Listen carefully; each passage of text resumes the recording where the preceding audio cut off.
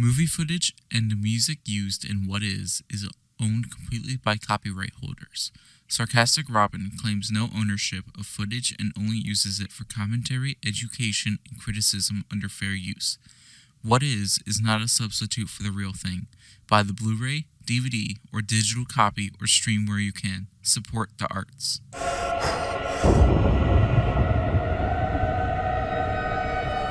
In 2010, Legendary Studios announced that they gained the rights to the legendary Godzilla franchise following rumors of them being in talks the past year. Now, a decade later, Godzilla aims to fight King Kong, but before that, we must ask.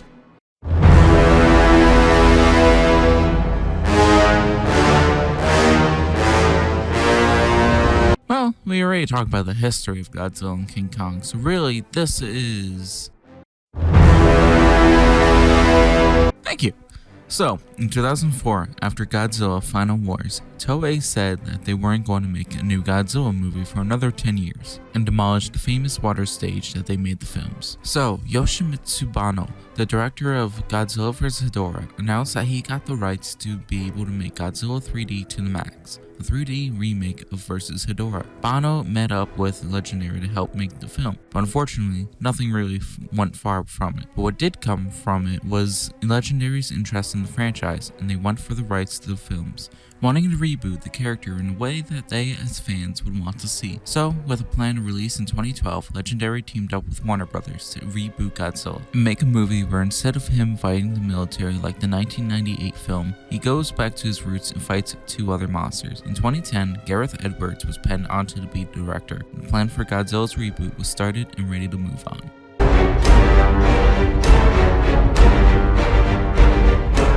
2012 finally rolls around, but sadly, the movie is still in production, but they had a plan and news about the movie was rolling out. Most of the production of the film is filled with rumors and random images of set stuff coming out. Rumors of casting, rumors of how Godzilla would look, rumors of just how the story was going to go about. But the studio finally announced that the movie would be released on May 16, 2014, and after much waiting, it finally came.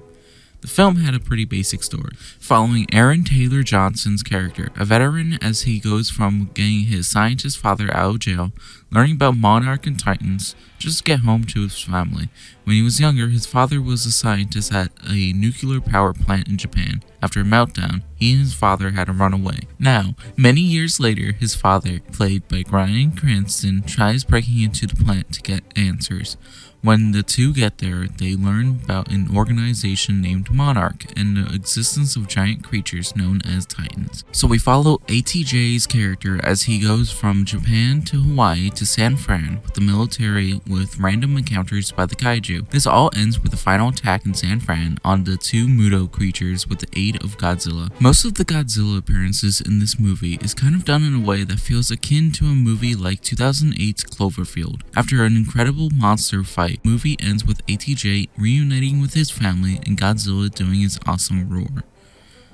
Originally, I wasn't the biggest fan of this movie. It's kind of boring and not enough Godzilla, but now I appreciate it more. I like seeing how the world reacts to Godzilla being a thing, and the fight scenes are pretty cool.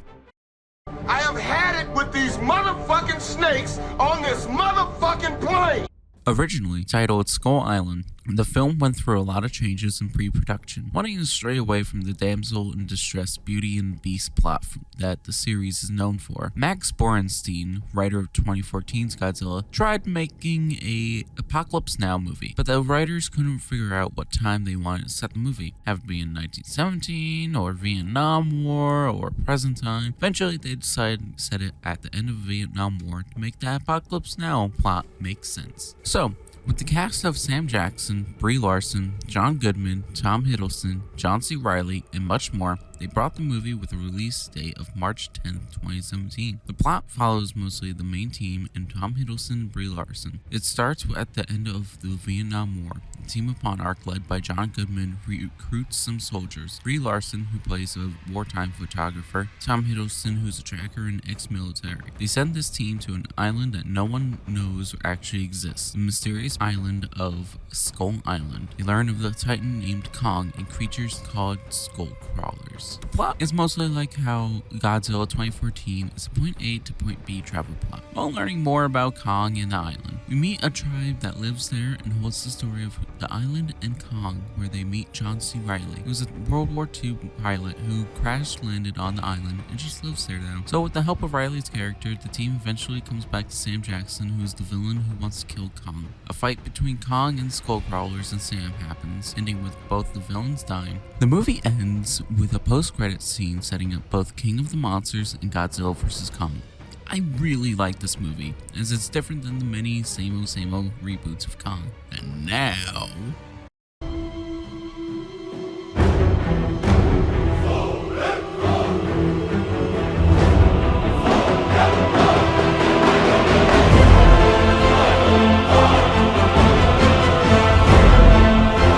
Before we get into the crazy, let's go back to 2014.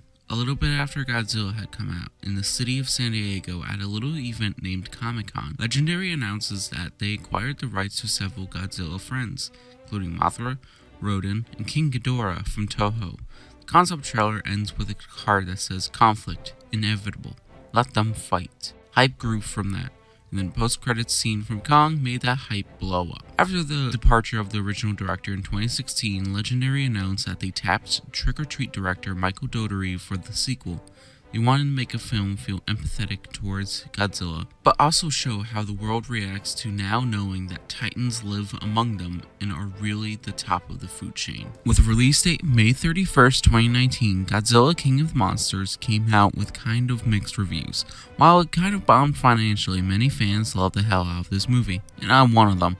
The plot follows completely different characters from the past, except for a few characters from the first movie. 5 years after Godzilla came about, Monarch is researching Mothra with Vera Farmiga and her daughter, played by Millie Bobby Brown, when they get attacked and kidnapped by eco-terrorists run by Alan Jonah, played by Charles Dance. We meet Millie Bobby Brown's father, played by Kyle Chandler, who's an animal photographer, tracker, and biologist.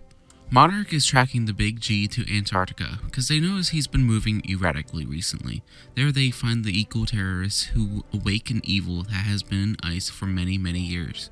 Godzilla arrives as it awakes. We learn that it's called Monster Zero, or King Ghidorah.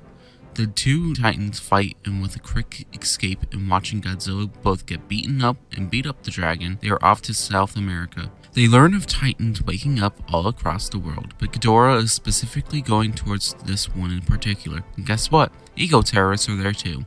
They are the main reason for the titan in South America awakening. This one is Rodan, the fire god, a giant bird that causes so much destruction. Ghidorah, Big G, and Rodan have an encounter. Monarch tries to get them away from the city so the government can release a bomb named the Oxygen Destroyer to stop the Titans. It hits and seemingly kills them, but only Ghidorah emerges from the depths, with no sign of Godzilla. They find out that he's moving, so following him, they learn of an ancient ruin that holds him resting. Wanting to defeat Ghidorah and the eco-terrorists, they send a nuke to jumpstart him.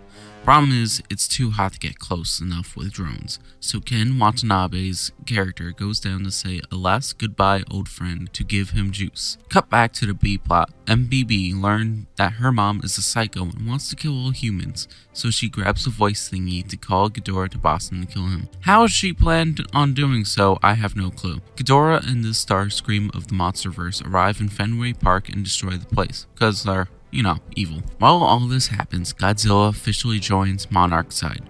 Mothra is there to help, and they go on their way to Boston for the epic monster battle. Battles happen. Godzilla gets punched badly. Mothra sacrifices herself. Godzilla gets angry and has a meltdown, and Red Sox fans are having a bad day. The movie ends with Godzilla truly becoming the king of the monsters. I adore this movie. It brings me the joy that Showa and Heisei Godzilla movies bring me. I watched this movie in Dolby Cinema when it came out, and it was an experience that I wish I could have again. I absolutely love the MonsterVerse. It's not amazing, it has a lot of lows, but the joy it brings me triumphs all of that. Sadly, as a whole, these movies are extremely mixed between fans. Some hate the franchise because of the humans, some absolutely love it, like me. Obviously, all feelings about the movies are valid and they're perfectly allowed, but in conclusion, I love Godzilla and I need Godzilla vs. Kong. Lizard will win, lol.